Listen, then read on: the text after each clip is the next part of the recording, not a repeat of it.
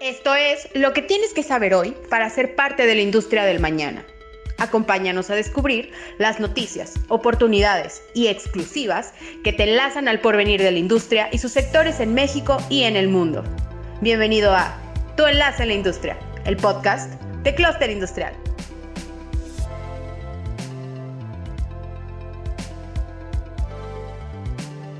Bienvenido, estimado público, a otro capítulo más del podcast Tu Enlace a la Industria de Clúster Industrial.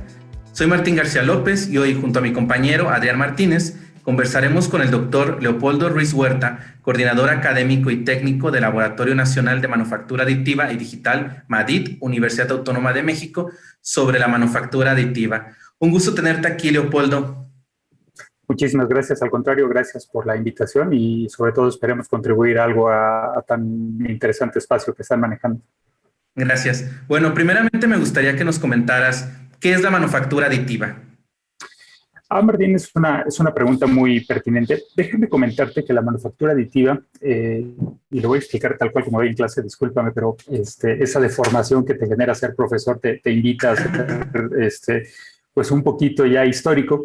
Déjame comentarte que la manufactura aditiva está definida ya por una norma de la ASTM y la ISO. Es de las pocas ocasiones donde tanto ASTM como ISO se ponen de acuerdo, es la 52900, y particularmente define la manufactura aditiva como el proceso de construcción a través de la deposición de material de manera selectiva, típicamente capa por capa, y que a diferencia de los procesos sustractivos o conformacionales, lo que hace es agregar material hasta llegar a la construcción.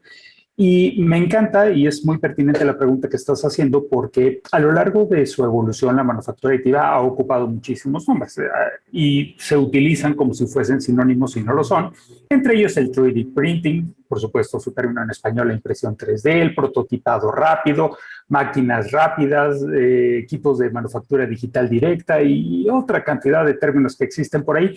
Sin embargo, ya formalmente es el término manufactura aditiva. Sí existe incluso dentro de la norma el concepto de 3D printing, asociado más a los equipos de baja gama, es decir, aquellos de escritorio, y también centrándose un poco a aquellos que sí manejen cabezales de impresión. ¿Qué sería esto? Aquellos que utilizan particularmente resinas. Entonces, es una pregunta muy pertinente y la agradezco, y a eso se refiere la manufactura aditiva: construir objetos a partir de un archivo digital, depositando material y típicamente capa por capa. A eso se refiere.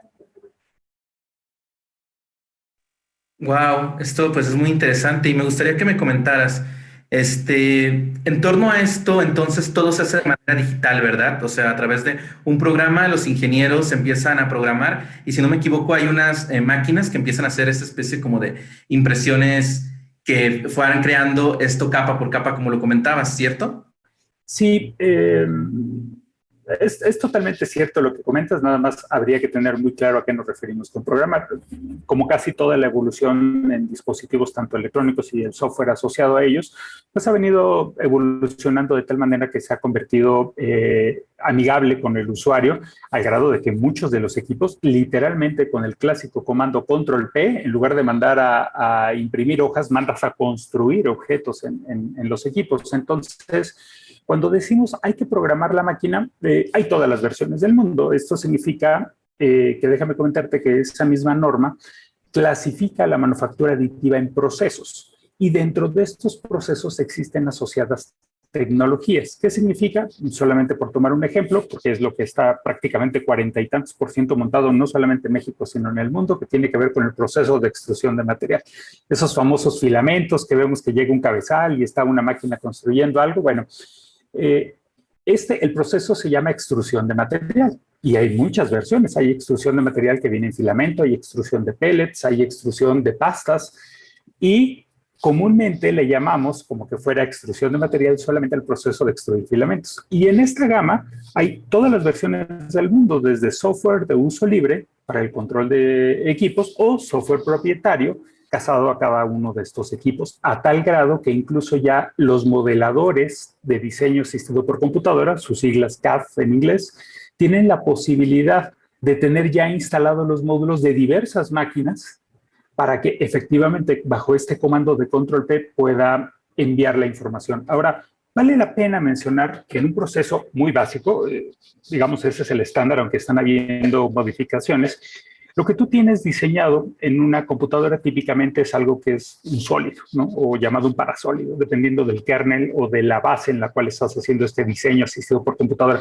A partir de eso, el programa lo que hace es convertirlo en un protocolo que se llama .stl. Este .stl, que es una representación triangular, no del sólido, sino de la superficie, es lo que llega directamente a el software propietario de los equipos o, por supuesto, el código traductor que está embebido en el CAD. Y a partir de eso genera cada una de las rebanadas, ¿no? Orientas tú la pieza y a partir de ahí genera cada una de las rebanadas y una vez teniendo las rebanadas, lo que hace el equipo es, por supuesto, a través del software, determinar cuáles son las trayectorias que tiene que seguir y dónde sí tiene que depositar material y dónde no tiene que depositar material. Una vez que está hecho eso, lo que sigue es definir, pues, por supuesto, los criterios de qué material vas a ocupar, con qué espesor de capa vas a construir y qué trayectorias pudieras alcanzar a modificar o no. Eso depende totalmente de cada uno de los procesos y, por supuesto, de cada una de las tecnologías asociadas. Y esto es lo que lo hace tan rica a la manufactura aditiva desde la perspectiva de la transparencia para el usuario, es decir, de tenerlo desde la mente y de ahí pasarlo a la computadora y jamás ocupa un espacio físico en ningún lado hasta que decides, o ingeniería decide que ese componente está listo, das un envío hacia producción y ahí tienes tu objeto. Entonces, eso cambia de manera muy atractiva, ya no tener que estar haciendo tantos prototipos intermedios y si el prototipo A y luego el B y estar evolucionando, no, olvida, a lo mejor dedícale el tiempo lo más eficaz y eficiente posible hacia la ingeniería para que el producto que tengas en la computadora sea justamente el que requieres. Wow, es súper interesante lo que dijiste y me encantó lo del control P porque es asombroso cómo pues a través de la computadora, de estos softwares, podemos empezar a establecer estas figuras, esas imágenes que se van a crear con capas y como lo dijiste, no solamente con un botón, o sea, control P, de repente empiezan a hacer y se ven las capas, cómo se va creando todo para tener al fin esta pieza. Adrián, ¿te gustaría comentar algo? Sí, gracias Martín. Como dices, es muy interesante todo el mundo de la manufactura aditiva. He tenido la oportunidad de estar en algunas empresas pequeñas, pymes aquí en Guanajuato de manufactura aditiva y la verdad es que es un mundo muy, muy interesante. Y bueno, precisamente quisiera preguntarte, Leopoldo, sobre el panorama que hay de la manufactura aditiva en México. También que iniciaras comentándonos, por ejemplo, cuándo fue realmente que se hizo la introducción de este tipo de tecnologías en el país y cómo han ido avanzando, ¿no? Hablemos precisamente de datos duros del sector en México. No sé qué nos puedas comentar. Muchas gracias, Adrián. Una pregunta muy pertinente para la cual no tengo las respuestas como tú las necesitas, pero déjame contarte por qué, ¿no? Claro. Bueno, regresando un poquito al panorama histórico de todo este rollo que se relaciona con la manufactura aditiva, déjenme comentarles que no hablando del caso México, sino hablando en términos generales de patentes internacionales, 1926, una persona llega y patenta un proceso de construcción de estructuras. Visualicen ustedes una taza de café cuyas paredes están siendo construidas a través de pasar hilos de soldadura. Y la patente versaba no sobre el proceso de construcción, sino cómo generar instrumentos ornamentales. ¿Por qué? Porque el control, digamos, que no se encontraba en el nivel en el que el día de hoy se encuentra y la deposición era a mano y dependías muchísimo de la habilidad del soldador que estaba depositando. Por supuesto, esa patente venció pero si me preguntas, pues ese ya es un proceso de deposición de material, pero no cumplía con la característica de provenir de un archivo digital. Entonces, no es hasta que muchos otros eventos tecnológicos empiezan a ocurrir, entre ellos la aparición del CAD y, por supuesto, el control numérico y, por supuesto, muchísimas otras cosas, que la manufactura aditiva comienza a tener sentido.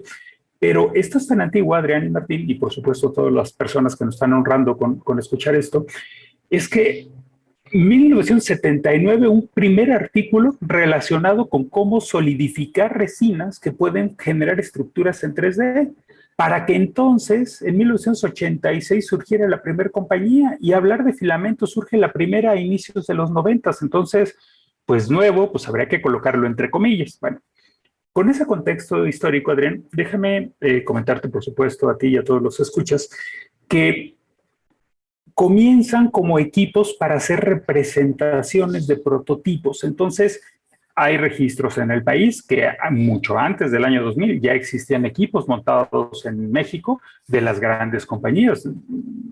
Solamente por decir nombres, Delphi, por ejemplo, ha tenido equipos de manufactura aditiva desde hace mucho tiempo, porque les permiten tener una representación de lo que quieren construir. Está bien, hasta ahí la historia está maravillosa. Pero empiezan a ser como estos inicios de la importación de equipos de manufactura aditiva, no orientados a la producción, sino orientados hacia el prototipado. Y a partir de ahí viene una escalada que el día de hoy tiene un boom impresionante, y gracias a toda la comunidad maker que trabaja muy fuerte en todo este tipo de cosas, pues hay una mitificación, déjame utilizar esa palabra porque una de las aportaciones que me gustaría hacer aquí es tratar de desmitificar sirve para todo la manufactura aditiva, porque eventualmente viene a complementar lo que ya existe, es decir, no va a venir a sustituir los procesos de inyección de plásticos, ni va a venir a sustituir los procesos de mecanizado, entendido como sustracción de material, sino va a venir a complementar. Y además se junta con otro fenómeno que es la manufactura aditiva de los años 90, pues era, sí, lo digo con todas sus letras, mala comparada con la que hay el día de hoy. Y me adelanto para responder una de las preguntas que casi todo el mundo me hace en el laboratorio. ¿Cuál es la mejor máquina de manufactura aditiva que me puedo comprar? Le digo, la que va a salir en 10 años, porque esto todavía está en evolución. Entonces, el hablar, Adrián y Martín, de cómo, cuándo y cómo ha sido adaptada es algo muy circunstancial y tiene demasiadas aristas, pero sí hay registros importantes, hay foros, y no solamente foros, sino asociaciones tan fuertes como el propio MADIF, que somos una asociación que, sí es cierto, está liderada por la UNAM, pero forman parte del Tecnológico de Monterrey, forman parte hospitales, la Autónoma de Nuevo León, la Autónoma de San Luis Potosí, la Autónoma de Yucatán. Entonces, somos un grupo de recurso humano dedicado a la investigación de la interacción que tiene que ver la relación geometría, material, proceso, que finalmente habla sobre el desempeño, y que hay otros esfuerzos en el país, como el propio CONMAF, que es el Consorcio de Manufactura Aditiva, que procuran acercar esto cada vez más a la industria. Ahora, llegando a la parte de los números que no traigo, Adrián, ¿qué es lo que hace falta para que la manufactura aditiva despegue o no? Y es que las cosas estén diseñadas para la manufactura aditiva. Y yo sé que me voy a adelantar porque alguien me comentó por ahí que podríamos estar hablando de cuáles eran las ventajas de la manufactura aditiva. Y las ventajas de la manufactura aditiva están directamente centradas con un fenómeno que se llama la libertad de forma. Es decir, ya no estoy limitado por la forma, la capacidad o las condiciones del molde, ya no estoy limitado por los herramientales que van a estar desbastando la geometría que yo quiero descubrir en un proceso de mecanizado, sino que ahora tengo la posibilidad de depositar material de manera selectiva donde sí lo requiero y donde no lo requiero. Esto permite que diseño, y lo voy a decir en tono de broma, pero muy cierto, deje de quejarse de que están acotados por el proceso de manufactura, sino que tengan la posibilidad de, está bien, que el desempeño mande la geometría. Si requieres canales de enfriamiento al interior de una lave, los colocamos. Si requieres hacer una forma tan rebuscada para disminuir masa, es posible hacerlo. Y es ahí donde la manufactura aditiva cobra muchísimo peso. Hay esfuerzos en el país, industria automotriz, industria aeronáutica, por supuesto, lo están utilizando, pero también industria de bajo volumen de producción, pero alto valor agregado, que es ahí lo que no hay que perder de vista, empiezan a ganar muchos enteros. Entonces, son las industrias que evidentemente se están beneficiando. Y en números es difícil cuantificarla, porque aunque General Motors tiene equipos de manufactura aditiva, Ford tiene equipos de manufactura aditiva, es complejo establecer este balance entre los altos volúmenes de producción y lo que alcanza a hacer la manufactura aditiva. Y ojo, aquí nos viene una primera observación. No es que la manufactura aditiva sea mejor o peor, simple y sencillamente comparativamente es lenta con respecto a otros procesos productivos. Entonces, si mi meta es producir 10,000 de un determinado componente por día, ¿hay manera de hacerlo por manufactura aditiva? Sí, claro que sí, pones varias máquinas en paralelo, optimizas el layout, puedes hacer muchas cosas. Eso va a mantenerse dentro de la línea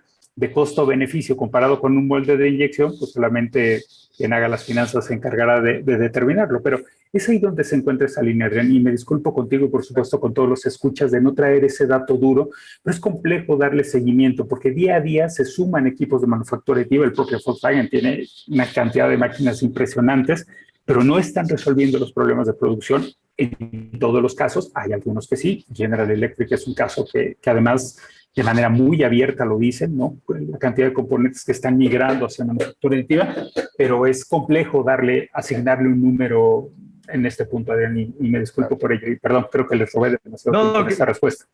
Claro, Leopoldo, y de hecho era una pregunta, pues básicamente con truco, porque sé que no es muy fácil de responder, pero lo has hecho muy satisfactoriamente. Muchísimas gracias. Como dices, hay que desmitificar también lo que representa la manufactura aditiva, lo que realmente significa y cómo puede ser usada también. Ya también hablando de las ventajas competitivas, que era otro de los puntos que vamos a atacar.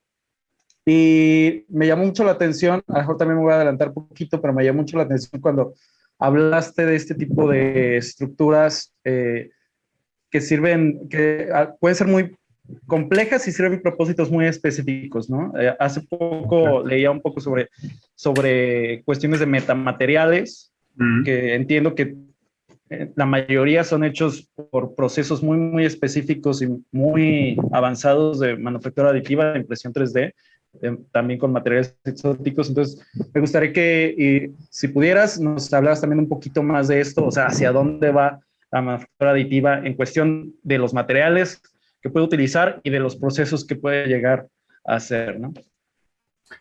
Es una pregunta muy interesante, gracias, Adrián, y me da mucho gusto haber pasado de manera satisfactoria la anterior, pero déjame comentarte que estás colocando en realidad el dedo índice donde debe de ir, y esto obedece particularmente a que, lo voy a decir como lo digo en muchas conferencias, me disculpo por ello, pero la manufactura aditiva para hacer prototipos es un negocio muerto, punto. No hay vuelta de hoja. O sea, si lo que yo quiero es una máquina para construir un prototipo de vez en cuando, es algo que yo he llamado de muy mala manera el fenómeno pavera. Si todos ubican esta pavera que puede estar guardada dentro del horno de la estufa y que no se utiliza más que una vez al año, si acaso van a hacer pavo, pues la manufactura aditiva te sirve para construir un dispositivo, pero si no construyes prototipos todos los días, pues se convierte en algo que no. Y tratar de competir en un terreno de valor agregado para algo donde hay N cantidad de opciones para construir prototipos, pues no necesariamente lo hace la mejor estrategia para obtener valor a través de la manufactura aditiva. Sin embargo, es importante mencionar que la manufactura aditiva ha venido evolucionando hacia componentes de uso final, es decir, partes de uso final. Salidas de la máquina podrían o deberían estar listas para ser aplicadas. La realidad la pongo un poquito entre comillas, porque la gran mayoría de estas pudieran llegar a necesitar un postproceso, y hay que cuidar aquel fenómeno que decía la abuela, que no vaya a salir más caro el caldo que las albóndigas, es decir, que el postproceso vaya a ser mucho más costoso que la propia producción. Pero bueno, eso es otra historia, pero no hay que perderlo de vista. Y esto le suma muchos enteros justamente a llegar a la evolución, los famosos metamateriales, y yo sé que los materialeros se van a molestar muchísimo conmigo, pero es de alguna manera el tener agregado un segundo material que le permita, y el término así existe, manufactura aditiva funcional. El término distorsionado, y lo digo entre comillas, sería el 4D printing o la impresión en 4 dimensiones, pero vamos a centrarnos en el nombre formal, que es manufactura aditiva funcional. ¿A qué se refiere la manufactura aditiva funcional? Que no solamente eres capaz de construir una estructura en 3 dimensiones, sino que debido a las condiciones del material puede reaccionar ante un estímulo. Este estímulo puede ser presión, campo magnético, campo eléctrico, temperatura, incluso humedad. Y al reaccionar ante este estímulo puede cambiar su forma. ¿Qué significa esto? Que podemos tener actuación, entendido como la capacidad de movimiento, sin la necesidad de incorporar motores. Eso cambia de manera importantísima la manera en cómo se va a hacer, y entonces agrega una funcionalidad. Déjenme colocar uno de muchos casos que se trabaja en la NASA, entre UTEP, y hemos tenido la oportunidad de colaborar un poquito con ellos. Pero visualicemos el tema de los CubeSats, que si la gente no está familiarizado con ello, imaginemos un cubo de 10 por 10 por 10 centímetros. Pero pues es un cubo que lo único que tiene son paredes, y lo que se hace adentro de esos 10 por 10 centímetros es se le coloca la electrónica que le va a permitir ubicarse, la electrónica de comunicaciones, la electrónica que va a sensar temperatura. Bueno, si yo utilizo principios de manufactura aditiva funcional, en lugar de colocar tarjetas electrónicas ocupando este volumen, yo construyo las tarjetas electrónicas embebidas dentro de las paredes estructurales del satélite. Y esto cambia de manera importante porque ahora tu carga útil, tu volumen útil al interior de ese CubeSat, pues queda totalmente libre. Ese es un ejemplo que está evolucionando de manera significativa, a tal grado que ya hay muchísima información y nosotros somos copartícipes de eso, de tener polímeros con propiedades magnéticas. Pues no es que el polímero tenga propiedades magnéticas, es que le agregas pequeñas cantidades que le dan, además, de manera focalizada en determinado lugar, condiciones magnéticas. Eso significa que puedes tener partes magnéticas que se pueden autoensamblar con otra parte que tenga esta llave magnética asociada y siendo de polímero las dos. Y esto es revolucionario en muchísimos sentidos. Y es ahí hacia donde se está moviendo. Por supuesto, la manufactura aditiva funcional es el estado del arte ahorita en el mundo y sigue siendo una consecuencia muy, muy atractiva de lo que está directamente relacionado con las capacidades de alcanzar a hacer una mejor ingeniería en el mundo virtual para que lo que construyas no estés construyendo prototipos. Ojo, y aquí Adrián, y viene el quitarrisas, que a nadie le gusta, pero algo sobre lo que está trabajando mucho el laboratorio es también en la contaminación que genera la manufactura aditiva funcional. Porque una cosa es tener un componente que falló, fabricado en ABS, y tienes que desechar como ABS, y otra cosa es tener un componente que tiene mezclada poliamida con partículas magnéticas y pistas conductoras, y ya no lo puedes desechar ni como metal conductor, ni lo puedes desechar como magnético, ni lo puedes desechar como polímero. Entonces, mucho cuidado con eso, porque sí agregan muchísimo valor en términos de la funcionalidad, pero sería acabar generando desechos todavía mucho más complicados de tratar. Pero bueno, eso es nada más porque a mi maravillosa edad me siento comprometido con el planeta y por supuesto con las generaciones venideras y es necesario mencionarlo, ¿no? Entonces, está bien que se construya lo que se tenga que construir para el beneficio de la sociedad y el crecimiento de la humanidad, pero seamos cuidadosos con no generar basura, ¿verdad? ¿Sabes? Claro. Ahorita que comentabas todo esto sobre la contaminación, me acordé pues lo que habías dicho, ¿no? Esto de desmitificar pues lo que creemos luego sobre la manufactura aditiva, todo lo que viene y pues ser conscientes, muy, muy realistas sobre todos estos funcionamientos. La verdad es que, bueno, hace un rato estaba leyendo un poco sobre manufactura aditiva y justamente mencionaban en el artículo que leía esto que comentabas, ¿no? De que los procesos que ya existen pues no van a dejar de existir porque son funcionales, más bien que la manufactura aditiva da un plus. Mencionaban, por ejemplo, el funcionamiento de varios herramientales y los herramientales están utilizando manufactura aditiva para poder pues, trabajar ciertas cosas más específicas, ciertos detalles. Y justamente ahorita que mencionabas en cómo esta manufactura aditiva le estamos metiendo ahora pues otro tipo de polímeros, otro tipo de materiales para las capas, es como wow, o sea, se está abriendo este mundo, ¿no? Porque uno puede imaginar que la manufactura aditiva, justamente lo que decías es, mandamos imprimir, por así decirlo, una pieza o un objeto y se utiliza, pero no, o sea, está yendo muchísimo más. Y justamente cuando hablabas de las ventajas, diste algo muy, muy importante que me llamó muchísimo la atención al inicio. Ya nos están usando esos prototipos. Me llama mucho la atención cómo ya a partir de los softwares, de la imaginación de las personas, se está trabajando en torno a todo esto para realmente poder darle vida a este objeto que es necesario para complementar algún herramental, para que se puedan incluir en motores, lo que nos decías, y que pueden pues, ser un aditivo para otras cosas. En medio de todo esto, como sabemos, y como tú mismo lo dijiste, estamos evolucionando, estamos cambiando, la mejor máquina para manufactura aditiva está dentro de 10 años, pero me gustaría saber, ¿no? Algo que se ha escuchado y que se ha dicho es que la pandemia de la COVID-19 ha revolucionado lo digital, o sea que la industria 4.0 se aceleró, que la conectividad de las cosas se aceleró, que la nube se expandió bastante y me gustaría saber, ¿esta digitalización ha alcanzado la manufactura aditiva y cómo? O sea, ¿cuál ha sido la relación que ha tenido en medio de esta revolución digital que se vivió a través de la pandemia de la COVID-19? Bueno, ok, es el estado del arte de lo que está pasando. Bueno, primero que nada, oficialmente Industria 4.0 está muerta, punto. No hay vuelta de hoja. Y está muerta porque ya hay una Industria 5.0, ¿verdad? Entonces, esa Industria 5.0 que fue revelada ahora apenas en enero, ¿no? Sale un comunicado donde a todos los conceptos de Industria 4.0 se le suma un concepto que tiene que ver con la manufactura resiliente. Y esto, pues, no hay que ser un genio para darse cuenta que pues, obedece a las condiciones del mundo y cómo cambia. Por supuesto que todo esto que gira alrededor de la industria, déjame llamarla X.0, ¿verdad? Para que no nos vayamos a volver obsoletos en 3 meses, tiene muchísimo que ver con cómo las herramientas digitales permiten ser un facilitador. De ahí el nombre del laboratorio. Somos un laboratorio nacional dedicado a la manufactura aditiva y digital porque nos interesan las interacciones, suena extraño eso, pero sí es correcto, que logran generarse entre los sistemas digitales y su implementación con el mundo real. Déjame comentarte, si quieres, primero un ejemplo y luego lo transcribimos exactamente a lo que se refiere. Visualiza que podemos formar un especialista en desarrollo de implantes dentales. Voy a irme fuera del país, nada más como un ejemplo, en la India. Y este especialista en implantes dentales pues, tiene la posibilidad de hacer desde su país de residencia el diseño de implantes dentales, no importa si el paciente está en China, no importa si el paciente es ruso, francés, mexicano, norteamericano.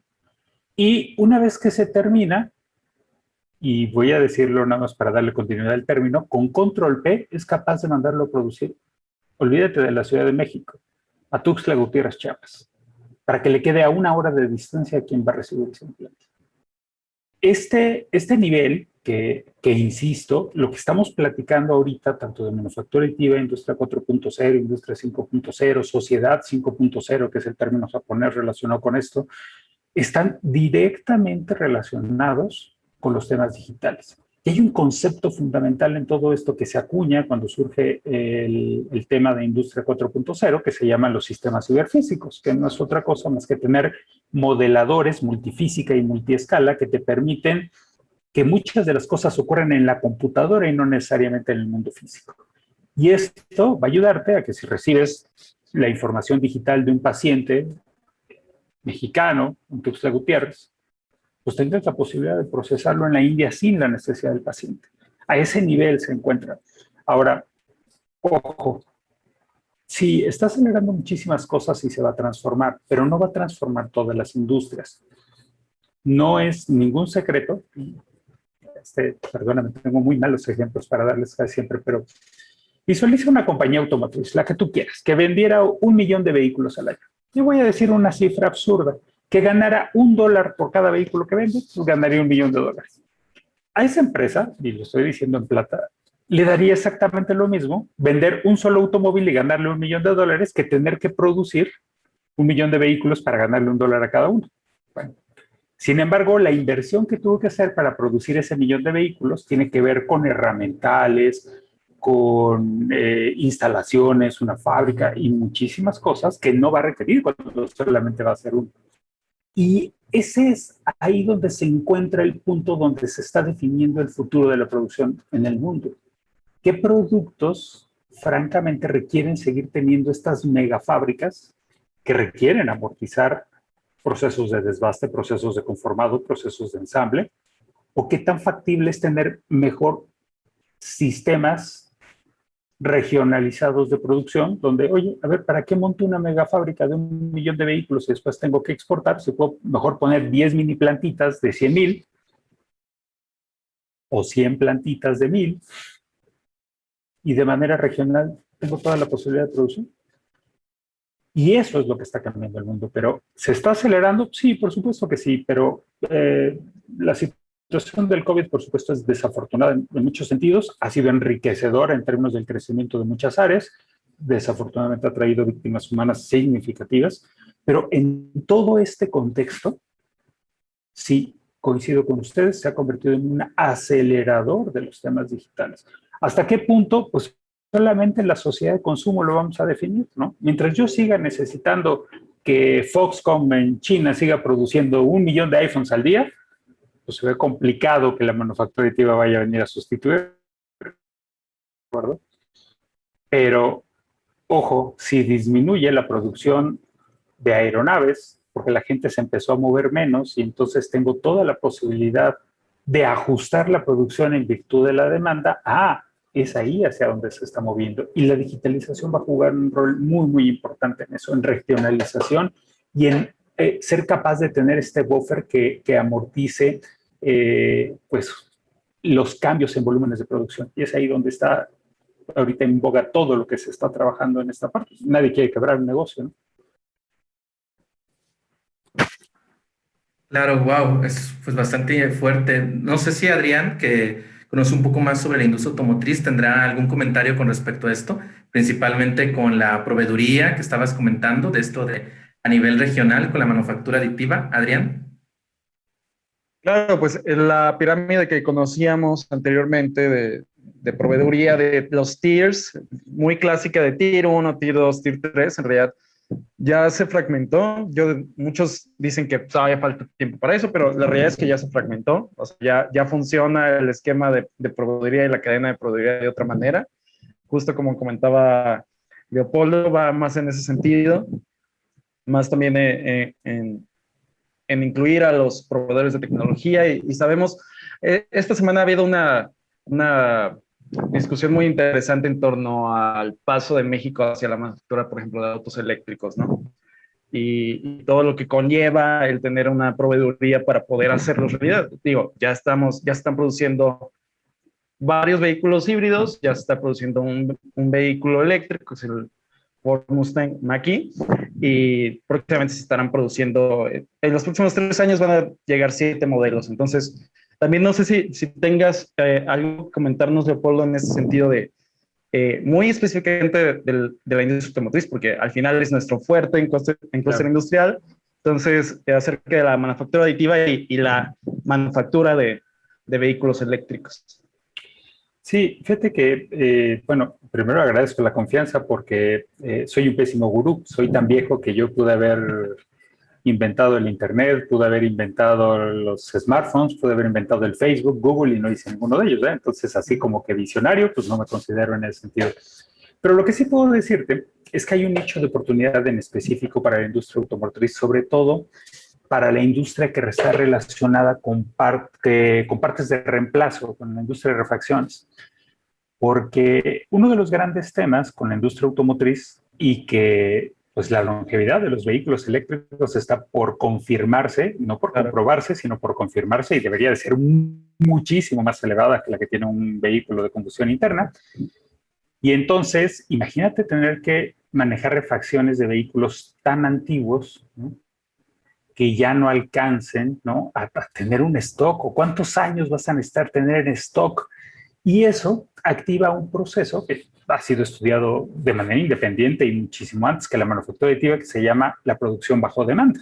Y esa producción bajo demanda tiene un atractivo interesante porque no solamente lo digo yo, es una idea que muchas personas han tenido en mente. ¿Por qué no comenzar a licenciar la ingeniería de los componentes de refacción para que un tercero, siempre y cuando cumpla con la normatividad en términos de las pruebas que tendría que acreditar para dar un reconocimiento a ese proveedor, pues tenga la posibilidad de que en lugar de tener una bodega tenga servidores, ¿no? Y entonces, oye, es que me hace falta, voy a decir una tontería, una junta, o entendido como una junta de transmisión de movimiento, o me hace falta una carcasa, o me hace falta del modelo fulano de tal, número de serie tal, y automáticamente cargue. Sí, como no, ahí te va, te envío por correo o para una sola producción, o dame acceso a tu máquina y yo desde aquí te la mando y tú la puedes comercializar una vez que se produzca y yo sigo conservando la ingeniería.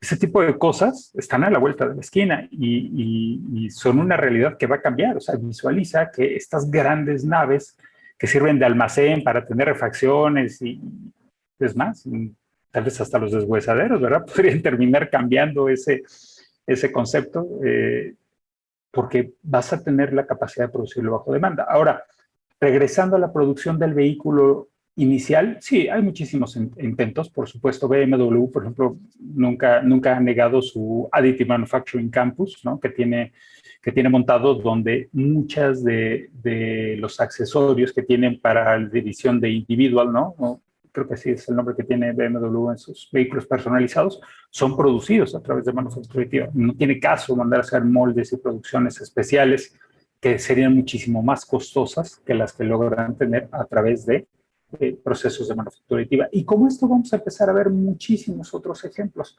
Y el negocio de la personalización, está ávido de ser un proveedor ahora mucho más serio, en virtud de que la manufactura aditiva puede acercar la facilidad de producción. Y además podrías tener diseños japoneses producidos en México y al revés, y diseños mexicanos producidos en Japón.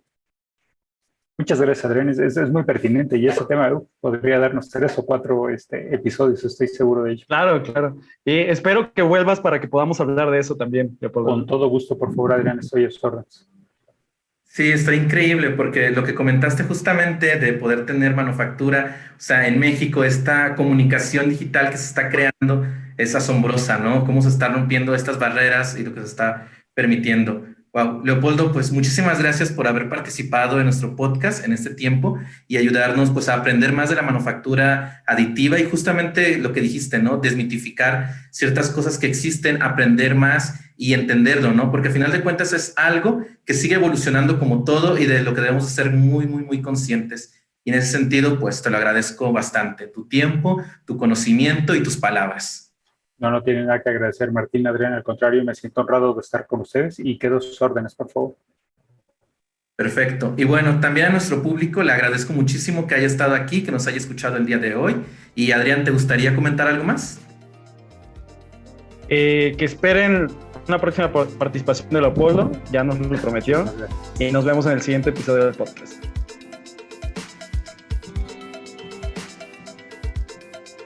Este fue Tu Enlace en la Industria por Clúster Industrial. Para seguir informado de lo más relevante de los sectores industriales en México, no olvides seguirnos en nuestras redes sociales y visitar nuestro sitio www.clusterindustrial.com.mx. Gracias por escucharnos y hasta la próxima.